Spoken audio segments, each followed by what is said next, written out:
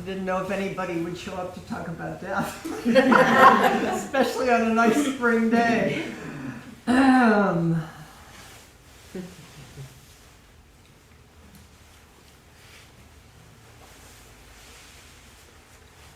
was doing spring house cleaning today. And I thought, I think this has something to do with a spring visit to the charnel grounds. Somehow going back into old stuff. There's a certain kind of way that you have to review whether you want it, whether you don't want it, where it came from. Then you dust the dust off. And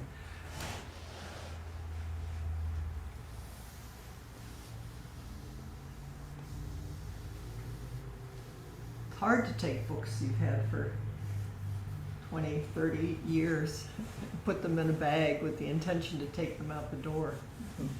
But it also feels completely liberating.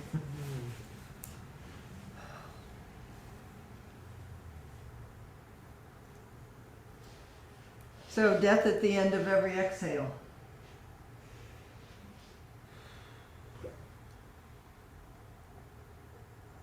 It's a beautiful practice. There is something about just sliding all the way to the end of the exhale.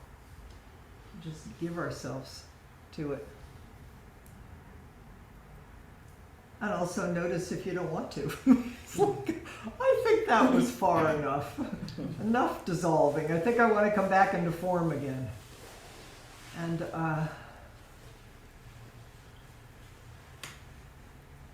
so we are practicing to die, which is also practicing to live, because the degree, of course, that we can let go is the degree to which we can let life in.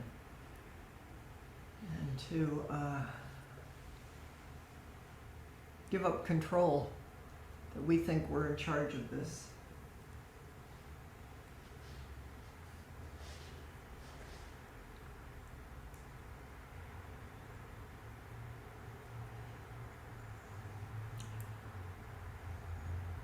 So I have so many different things that that come to me in this investigation that have been part of my path. And I also am really looking forward to, I mean, that's the wrong word, but deeply appreciating that different Sangha members have offered to share their experience of living in this birth, death, life, and meeting it, either through attending to and being with people who are dying, and of losing loved ones.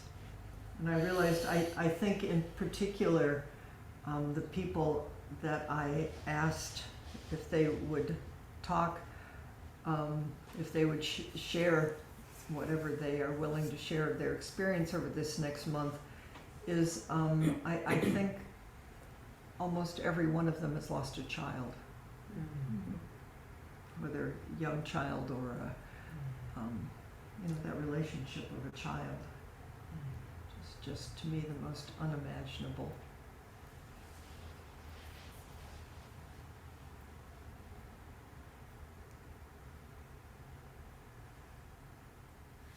So, but I wanted to start today with, I wanted to start with just bringing forward some of my own experience, because, of course, all of this is most probably going to bring up your experiences.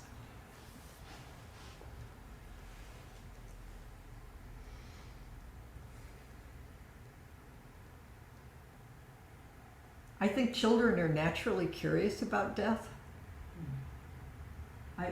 I have, when I went back to do hospice training and grief training, I think they ask you to go back to your first memory. That must have been it. And what arose for me was so clear. I was probably about 5 years old, and I remember going to my grandmother's house, and my grandmother had died. I mean, and I drew a picture of it that still stays with me, of going to, I don't think her body was in the room, but her body was in the room, whether she was there or not. I could feel it. I knew something had happened. And I remember the light, I remember the quiet, I remember the smells. And I remember some sense of, because I think always as a child I had some deep sense that nobody was ever telling me what was really going on, that this was real, that nobody was going to be able to lay something on top of this and tell me otherwise, that I was meeting something. I was going to say profound, but a 5-year-old doesn't know that.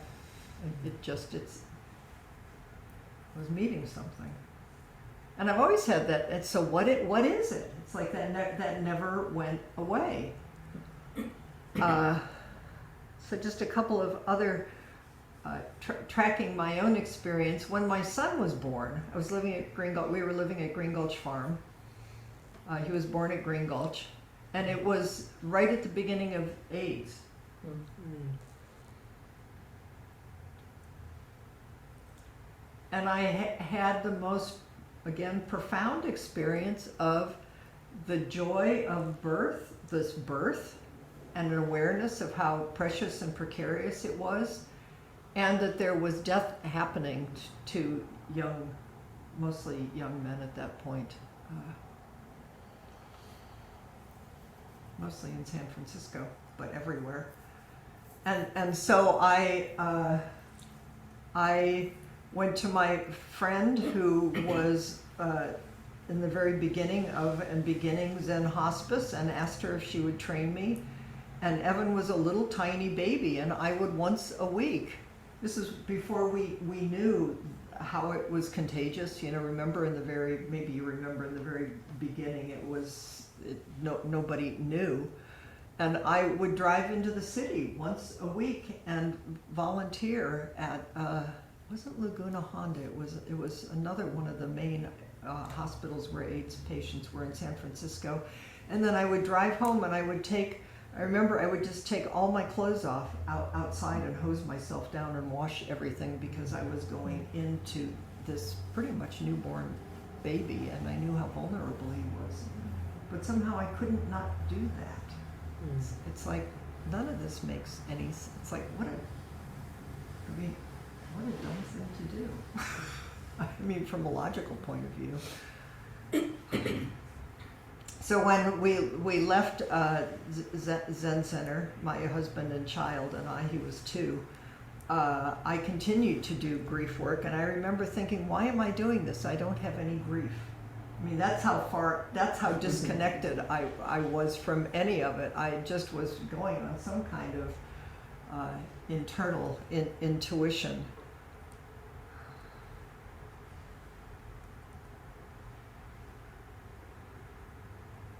And continued to do grief work and continued to do Jizo work, Jizo ceremonies, which we'll do at the end of this time. Because it feels to me like something essential and life-affirming. And Buddhism talks about birth-death. I mean, you can't separate them. Each moment is birth-death. And something happens when someone dies. There is something material and spiritual that dies. My mother died a few years ago, and the family was able to be there, and it was all really quite lovely. I thought it would be awful because my mother never wanted to talk about death at all, and we kept trying. She would just say, that's your thing, I don't talk about this stuff. I thought, this is going to be a really hard death. She hasn't dealt with this at all, and you know what? She died the way she lived. She just sailed right out. It was very lovely. You just can't know what it's going to look. You have no idea. And you have no idea what your own dying is going to be like. This whole kind of Zen thing about a good death is like, there's some, I think, that if you practice well, you're going to have a good death. And I think, sorry. I mean, maybe. I have no idea. I feel really, really humble. My father's death, I wasn't planning on doing all this, but it came up driving in. My father's death was much more difficult. At the time I was practicing Tibetan Buddhism, and I learned the practice of Chud. And in Chud, it's a practice, and I was just reading, I was checking when I got here, it's a charnel ground practice of, and what you do is you visualize chopping up your body. Because I think death really is the feeling of being dismembered. It's like you don't know who you are anymore. And I bought a lot of hiking boots, and I hiked a lot trying to stay really grounded. And I did Chud practice and visualized chopping up my body and putting it in a skull cap, and of just being dismembered, giving myself to being dismembered, because that's clearly what was happening in the complexity and the love and the fear, and I never did Chud again. I did it really intensely. I did it on the airplane to go and see him, really intensely. And I thought from time to time, why have I never done Chud again? And I just thought, to this point in my life, I haven't needed to, but it's a beautiful practice. I learned it from Sultra Malayoni.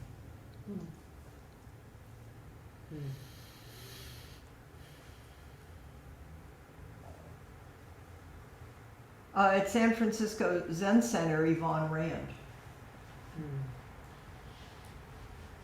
We were, this is my interpretation, we were all up at Green Gulch practicing being good little monks.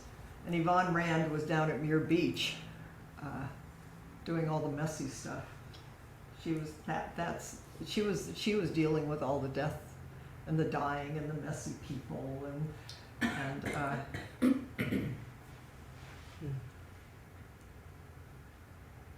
and by the time I found Yvonne through the Jesus ceremony, she really had become kind of a little Zen witch, and of course I just fell in love with her.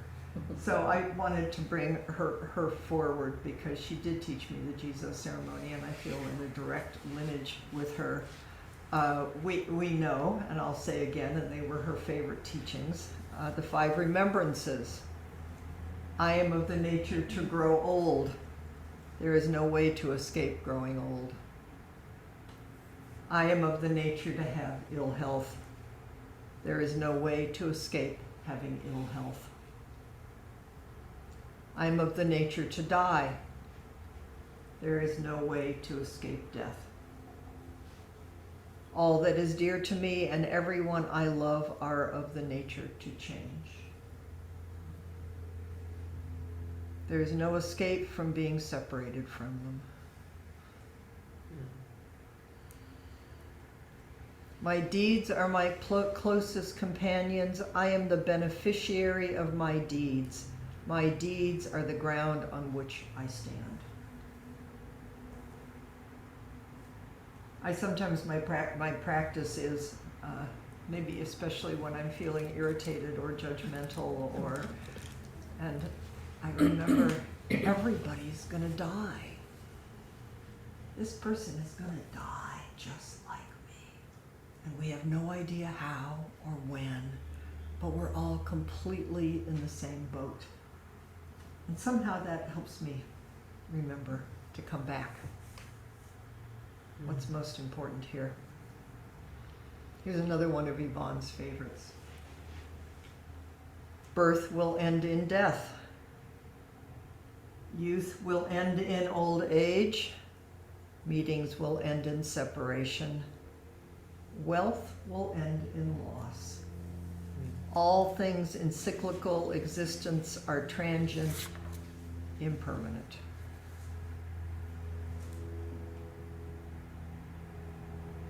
I think it's amazing. This is my observation. I think it's amazing that it is everywhere in front of us that everybody is going to die, and that everything is impermanent, and everything is, the spring the spring growth is coming out of the compost of what died. And I think the self, the small self, has no capacity to imagine its own death, really. It really does. It can't think it's going to die. It's like it's going to happen to everybody else. It's why you need a deeper practice to even begin to come close to it. And aging helps some. I think when you're young, it's like it's incomprehensible. But I also remember, and I bet you have memories too, of the first person I knew who died in high school in a car accident. It was like, I even remember her name. She wasn't even a good friend. It was like, whoa, we're not invincible.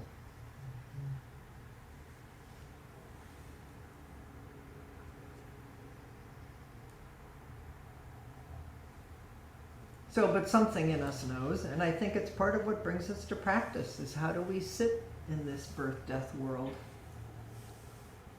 There's a fair number of people in this Sangha who have done and or do hospice work. I think it's not a mistake that we're here practicing together.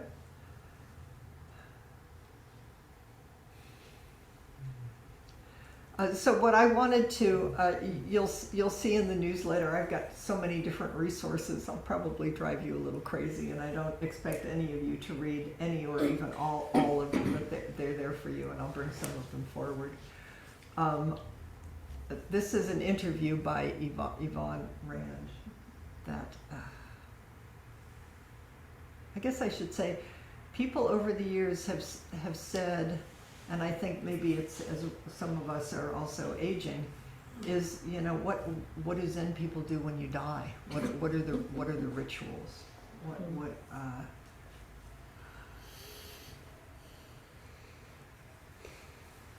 And this addresses it a little bit, and I do think most everything I learned from Martha de Barros and from Yvonne.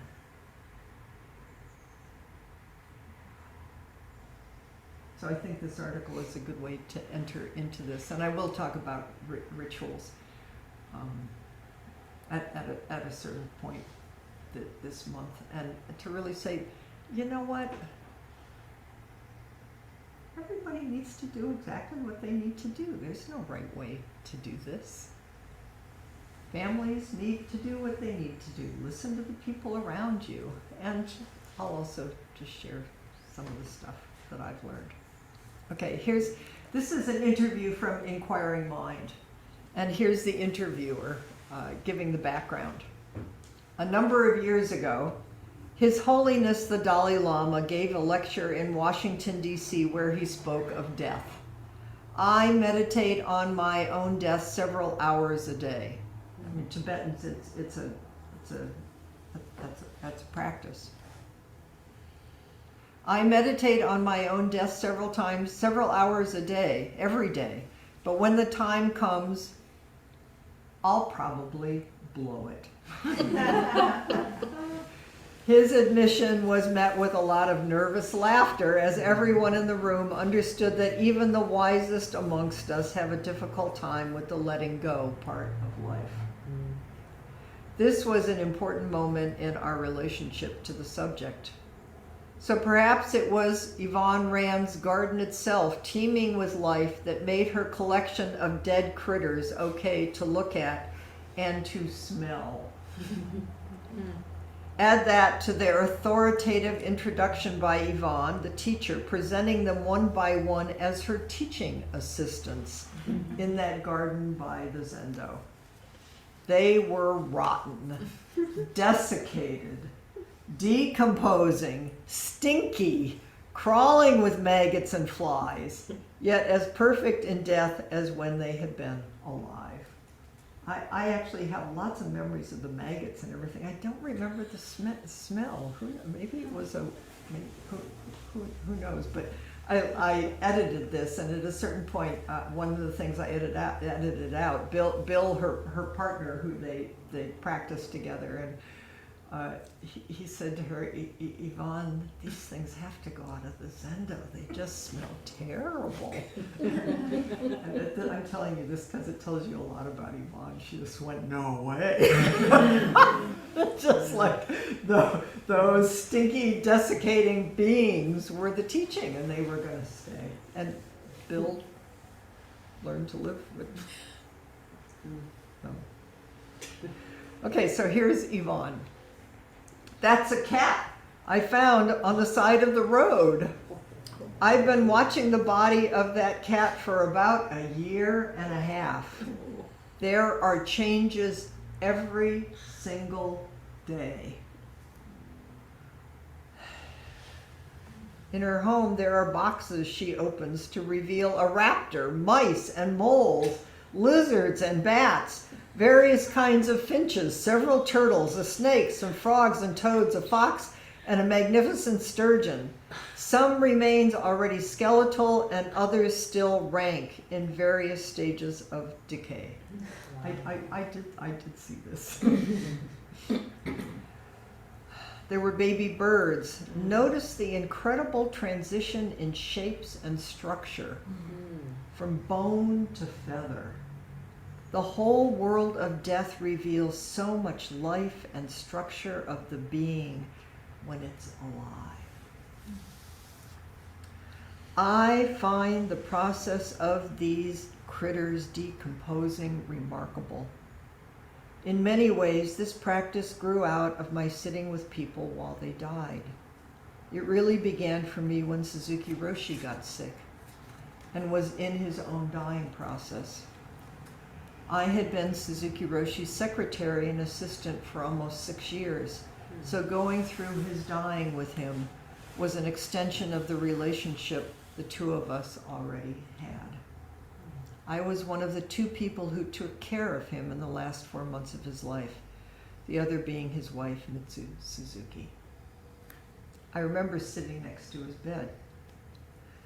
As Suzuki Roshi became more and more quiet, all of a sudden an arm would appear from under the quilt and he would hold it straight up in the air. I knew he wanted me to massage his arm for a while.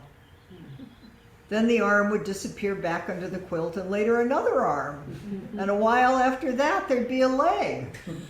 I'd do his arms and his legs, and usually I'd say, I'm going to prop you in a sitting position so I can rub your back, because I don't want you to get bed sores.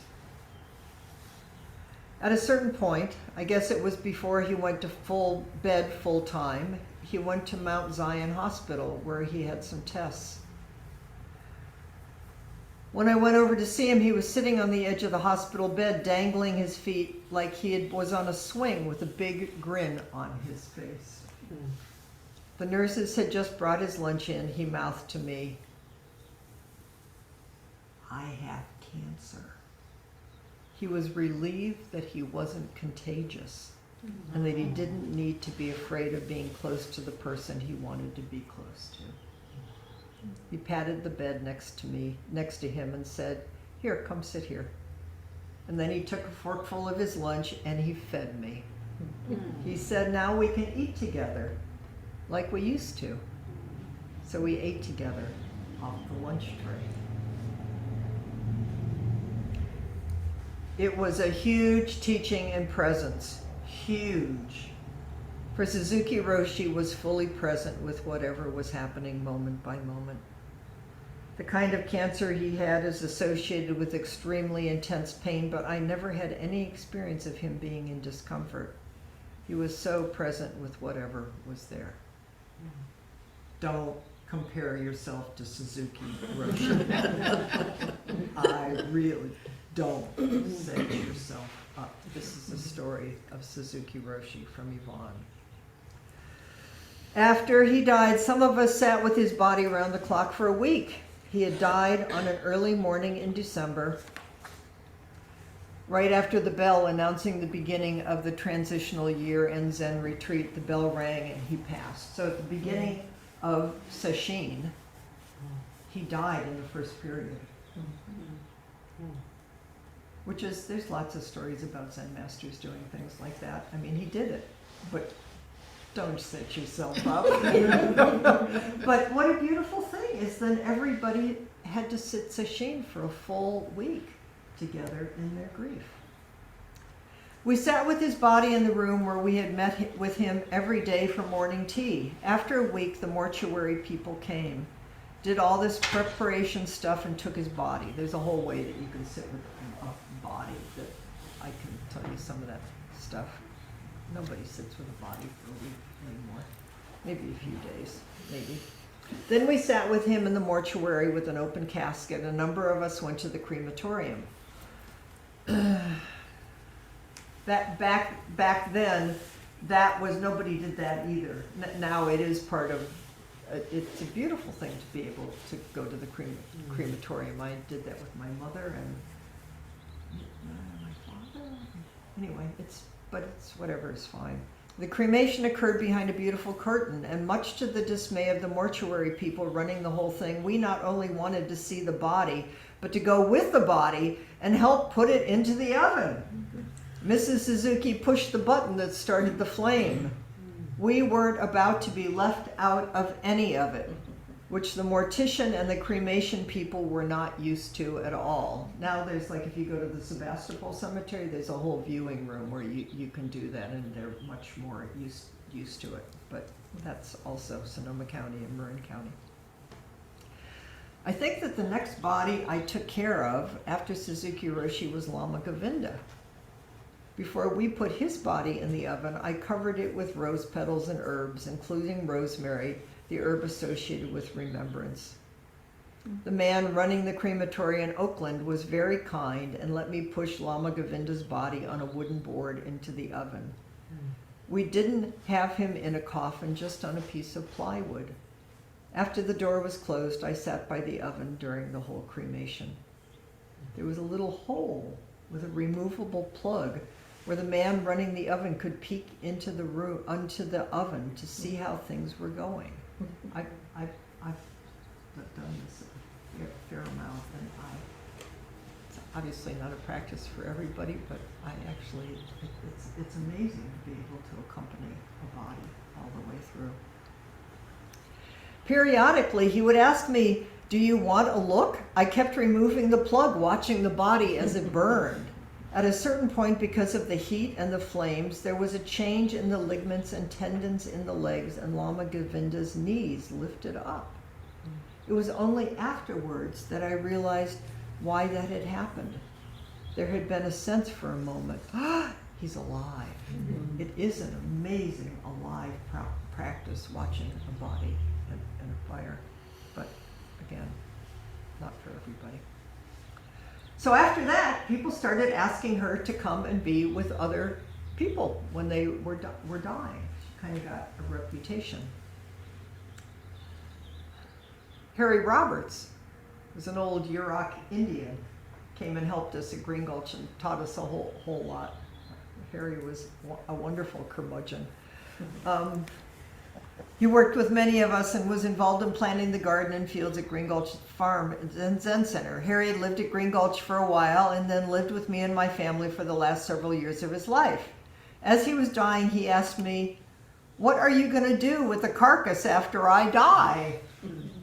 I told him, "First of all, I'll close all the orifices, and then I'll wash your body with tea made from yerba santa that I have collected from Mount Tamalpais, and then we'll put some medicine pieces from your own wisdom tradition into your hands, and we'll sit with your body for 3 days, and then we'll take your body to be cremated, or we can bury you somewhere." And he said, "That's too much trouble. Just put the carcass out the back door and let the dogs take care of it." Harry was quite equanimous about his body. He was in the late stages of dying for 2 months. I've never experienced anyone else taking that long a time in the late stages of dying.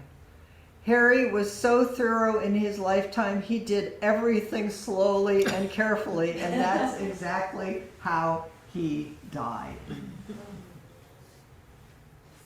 I realize, again, part of why I wanted to read this article is at this point, if we haven't blown out all the stops, it just, and and give permission for whatever needs to be here, arising in each person. And as each person shares whatever their experience is Yvonne didn't hold back. She just shared whatever she felt was true. In some ways, the kind of turning away from death so prevalent in our culture today may be recent. If you look at the history of how relatives were taken care of in the 19th and early 20th centuries in this country, the usual place to put the body was on the dining room table. Family and friends came and went, brought food for the family, but the body was kept visible in the midst of the living. I do experience myself as a kind of midwife, supporting and assisting a person's transition out of this life, especially if I'm with the person in the late stages of dying. My primary intention has been to be as present as I can with the person who is dying. And then she goes on to talk about her critter collection. The critter collection started long after I began sitting with dying people, but the process feels completely parallel. For some time, while in the 1980s, I kept finches of different kinds, and as they aged one after another, they died. I put the bodies on an orange lacquer tray. And then I began putting decaying critters on the altar in all stages of decay and aroma. In my experience, fighting the fact of impermanence defines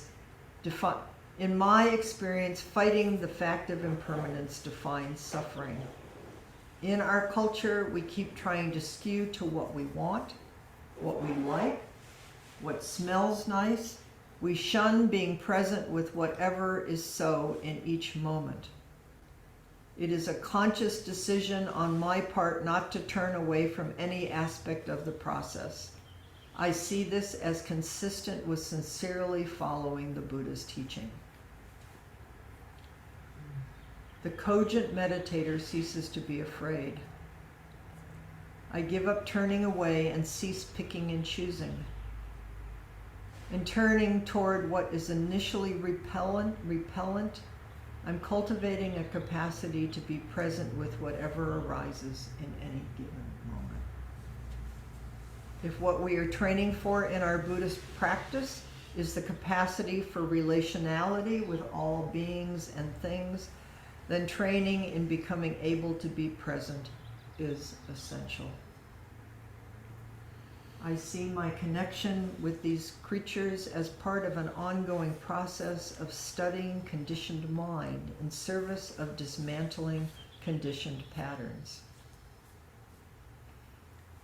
If I keep opening the box and sitting with a dead fox every day, a certain kind of reactivity arises and is available for examination. Reactivity arises. You can't skip the feeling part, but you can study it and you can notice it and you can be with it as a teacher. I give myself access to the reactivity so that I can bring more awareness to it. And if I can see what the reactions are, change occurs just in the very seeing of them. What is left finally, as one continues to dismantle the reactivity, is a kind mind. I think the four immeasurables. Remember, we just practiced with the four immeasurables? Do you remember? Love.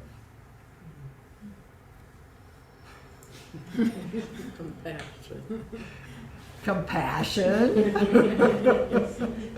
Joy, or sympathetic joy, and equanimity. Whoa, you guys are good. I was reading this article and I thought, whoa, full circle, this is good. Okay, I think the four immeasurables, without declaring so upfront, are what we are going for in this project. The immeasurables sponsor our capacity for being fully alive and fully present.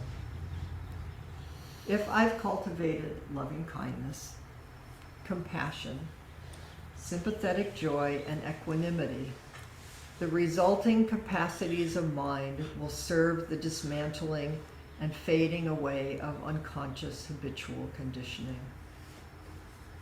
I'll have more access to what we call the unconditioned. This is another way of talking about presence. Following the exhale all the way to the end is another way to talk about this. This is what we're doing in Zazen. We're completely dissolving and dying in each moment. And then the next moment appears, alive. For those of you who have been with someone when they're dying, one of the most,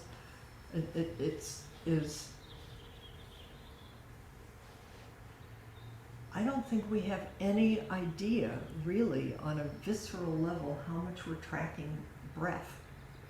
That this person next to me is breathing. And then all of a sudden you're with somebody, and there's an exhale and there's no inhale. And it's really, my experience is it's shocking to this human body, because we're so used to this breath that we're all riding on together, and when the next breath inhale doesn't come, I think the small self, it doesn't know how to comprehend it. It doesn't know what to do with it.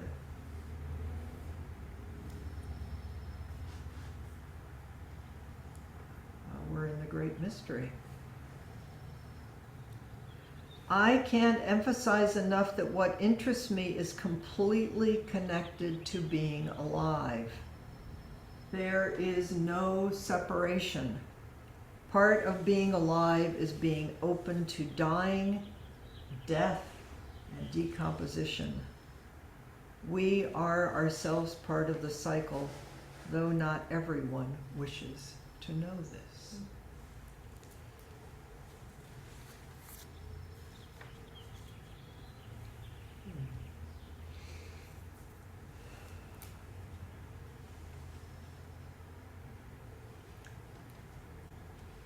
And this is all well and good, and I do not want to know this. I do not want to lose a child. Oh God, please. I do not want to know that people are dying in Gaza. I do not want to know the way my little nephew knew when a bird flew into the window and it was the first time he experienced death. And we went over and picked it up and trying to comprehend, what is this thing? So a really deep sense of love and compassion for being a human being. And please, please, may everyone be safe and well. And we know, to the degree that we know.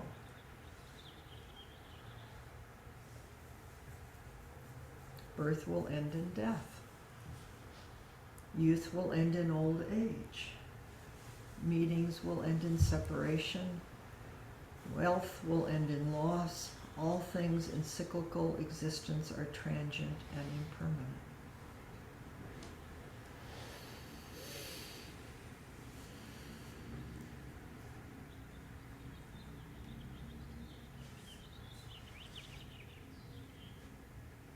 And to grieve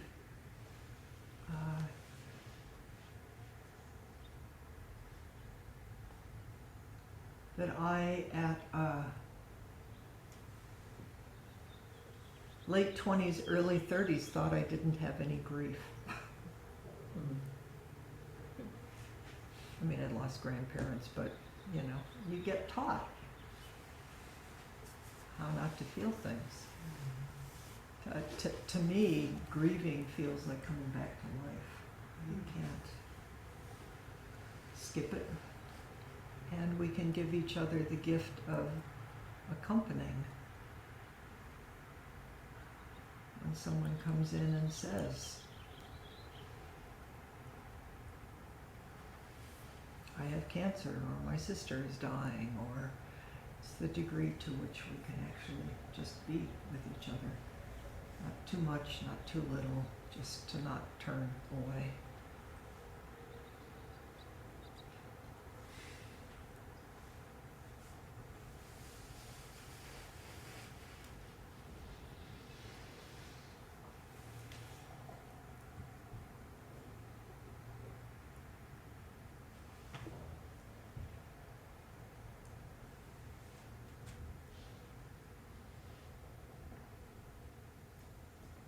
So I want to, and I hope I will continue to express gratitude for each of you showing up. And for those in the Sangha who said yes to showing up and being willing to share an intimate, profoundly intimate, and in our culture, private experience and journey. It's one of the reasons I love doing the Jizo ceremony. And I mean, when I say love, I just a sense of privilege and gratitude, is that there is hardly any place in our culture where people can just come together and acknowledge grief.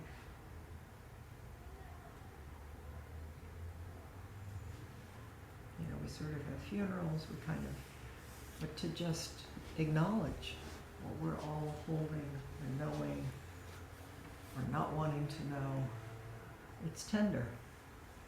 So please take good care of yourselves, because there's no way this isn't going to stir stuff. And my hope is at the four immeasurables of loving kindness and compassion, and in this case sympathetic joy and love and accompaniment and equanimity is what will arise in each one of us, and how we'll accompany each other and ourselves. And that you'll maybe notice it in lots of ways. I was surprised.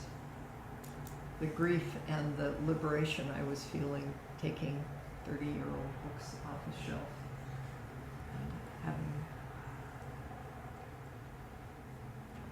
just reviewing a lifetime. You know, it's everywhere. Who knows how it will arise, but impermanence and tenderness. So with that, instead of having time to turn and talk to each other, which we will have, it seems kind of appropriate to just do service and to bow and chant and use our bodies. And it's good to move, and it's good to use our voices.